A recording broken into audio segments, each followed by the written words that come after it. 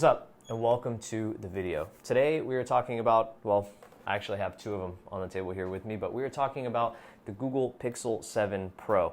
Now, last year when Google dropped the 6 Pro, I was really excited. We got it in studio. It was a fantastic phone. I had a great time with it. So I was definitely really excited for this year's 7 Pro.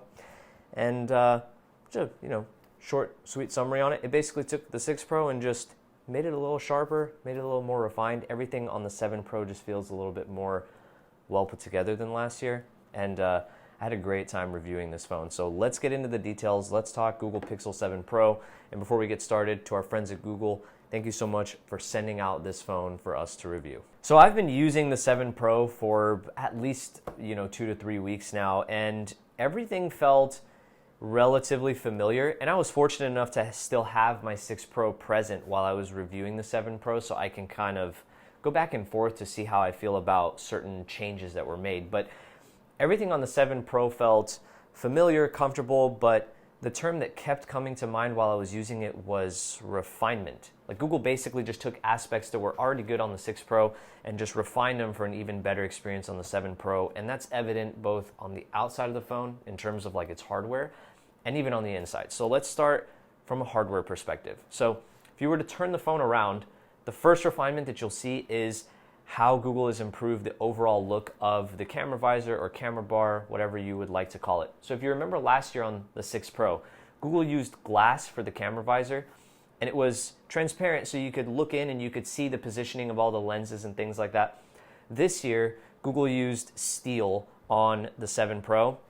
And it's important to note, there are differences between the 7 Pro and the 7. So 7 Pro uses glossy steel, and then the 7 uses matte.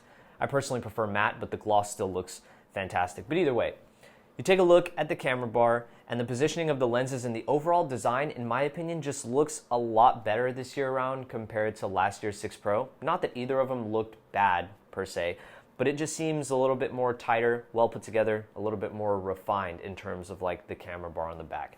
Now, if you turn the phone over and you look at the display, still the same dimensionally, 6.7 inches, still the same from a resolution perspective, 1440p, 120 hertz, but they've made the curvature on the edges less pronounced this year, which I actually like. I much prefer flat over curved whenever it comes to display. And while it's not completely flat, having a slightly less curve is definitely going to help with the usability experience, accidental touches, things like that. So when you're looking at the hardware on the outside, it is refinements over what was already something that was really good. And internally, the 7 Pro is powered by the Tensor G2 chip, which Google is saying is 60% faster in terms of performance and 20% more efficient, so should help with things like battery life, and we'll touch on that here soon. But the performance on the 7 Pro was really, really good, and to be honest with you, I didn't really notice too much of a difference between 7 Pro performance and 6 Pro performance, and I don't necessarily think that's an indictment of the Tensor G2. I think that's just saying how good the G1 already performs, so whenever you just bump it in terms of performance levels, I don't think you're going to feel it. I had no problems with performance on the 7 Pro, regardless of whether or not I was gaming, multitasking back and forth between multiple applications. Whatever the case was, it handled everything just fine.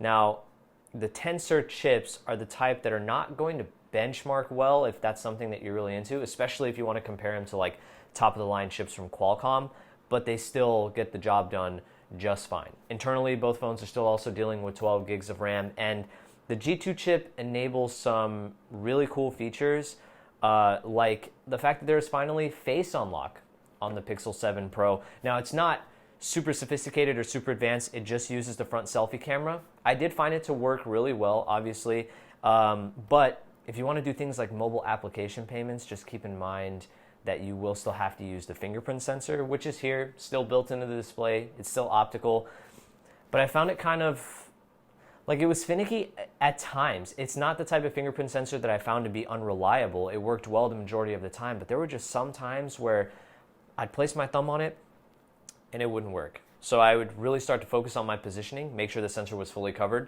I tried again and it wouldn't work. Tried a third time, nothing. It would prompt for my pattern. I'd put that in, turn the display off, turn it back on, and then it would work just fine again. So I'm not really sure. If any of you own a 7 Pro and experienced that, let me know. Maybe it's just something that's unique to me. But the combination of Tensor G2 enabling some things like face unlock, the fingerprint sensor is still here, and one other cool thing is Google bumped up the max brightness level on the 7 Pro, and that's something that's definitely noticeable compared to last year's 6 Pro. So you're looking at flagship levels of performance and flagship display quality. And the cool part was, in terms of battery life on this phone, I had really no issues with it. And again, it's got the same size battery as last year. So 7 Pro, 5,000 milliamp hours, 6 Pro, 5,003. So yeah, it's essentially the same, but Tensor G2 is 20% more power efficient, which meant that I had no problem getting through one full day's worth of moderate to heavy usage on this phone.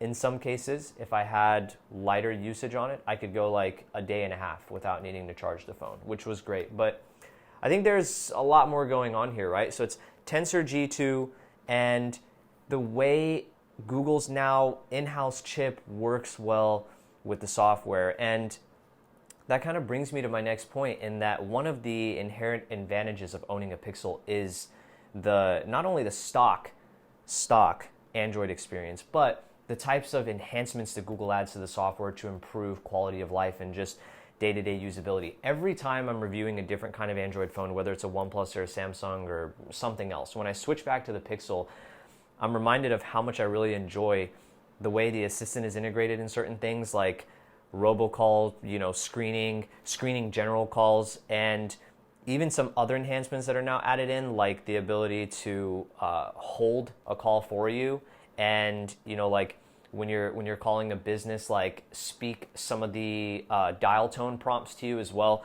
Those types of enhancements added by the assistant are so awesome, and Google also adding in some like other features to improve things like camera experience. Like last year on the 6 Pro, they added Magic Eraser.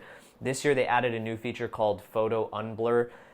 I didn't really have a chance to use that too much, but the idea is you take a blurry photo, it uses AI to unblur the photo for you, or even if you have like pre-existing photos that are blurry, you can run through and try to unblur those.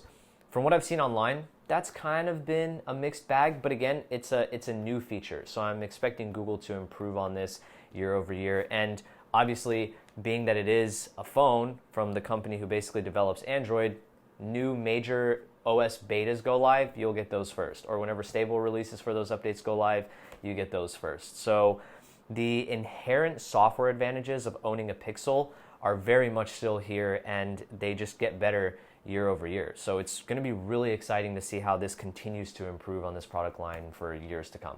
And of course, software is a staple Pixel experience, but you know what else is a staple to the Pixel experience? Yep, you guessed it, the cameras. And again, we're looking at refinements to the camera system on the 7 Pro that just lead to not only a versatile camera system, but a fantastic camera system that, we've all come to expect now from the Pixel. So we're still dealing with, from a spec perspective, it sounds exactly the same, right? 50 megapixel wide angle, 48 megapixel telephoto, and 12 megapixel ultra wide angle. But there have been some refinements. So last year's 6 Pro came with 4 times optical zoom. This year on the 7 Pro, 5 times optical zoom. Now that uses, your telephoto sensor. But there's also 30 times digital zoom as well. And in terms of the ultra wide angle, we have a slight increase in terms of overall field of view. So it's slightly wider, right? You're able to capture more in your particular picture. So again, refinements to the camera system. There's now a dedicated macro mode as well if super close-up photography is your thing.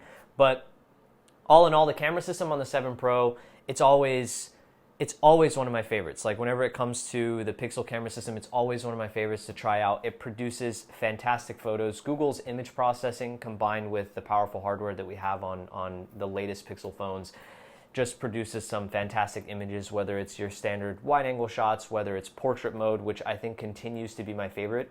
I love taking portrait mode photos on the Pixel. But it's great regardless of what you use it for. If you're going to use ultra wide, it produces really solid images.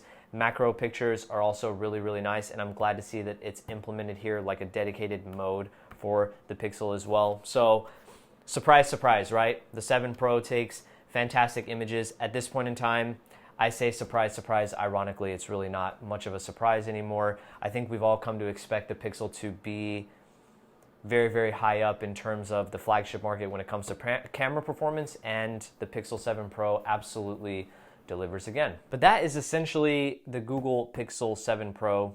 I had a lot of fun with it. It is a fantastic smartphone. Let's talk about some pricing. We'll talk a little bit about the colors as well. The pricing bit is a little interesting. So the 7 Pro, when it launched, kept the same price as last year's 6 Pro. So 128 gigabytes, at least here in the United States, 128 gigabytes started at $899. You could bump up to 256 for $999, and you can go all the way up to 512 for $1099, which was pretty decent. Now, as it stands right now, like as we're filming this video, actually, basically as soon as Black Friday and Cyber Monday hit, Google slashed $150 off of each Pixel's price point. So regardless of what storage option you want, it's currently $150 cheaper. And at the very beginning, when Google launched and Black Friday, Cyber Monday, they had some ridiculously aggressive trade-in prices. So I have 2 colors on the table with me right now. Obsidian, which is basically black, and then my favorite color that the 7 Pro launched in, Hazel. Now, Hazel is like a tealish greenish glass color, depending on how the light hits it, mixed with a champagne gold camera visor and enclosure. If you're okay kind of stepping outside of the boundaries of the more neutral colors, Google has 2, Obsidian and Snow, black and white. So if you're okay stepping away from the more neutral colors, and you're okay to rock something like this, I think Hazel is easily the best color that the 7 Pro comes in. It looks absolutely fantastic. But getting back to the pricing, Google had some really aggressive trade-in values when the phone first launched, and for Black Friday, Cyber Monday.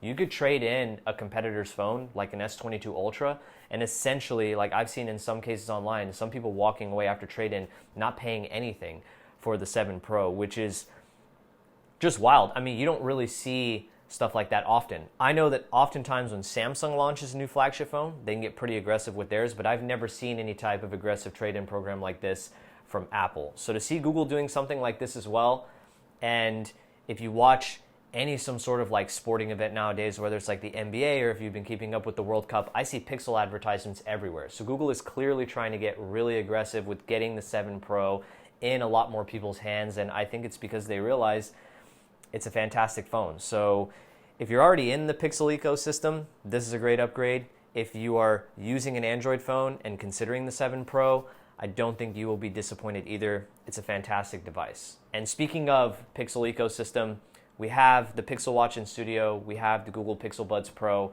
So if you're new here, excited for those videos, make sure you hit the subscribe button down below. If you enjoyed it, let me know what you think in the comment section as well. Thank you so much as always for watching. You were amazing. And I'll catch you in the next one. Peace.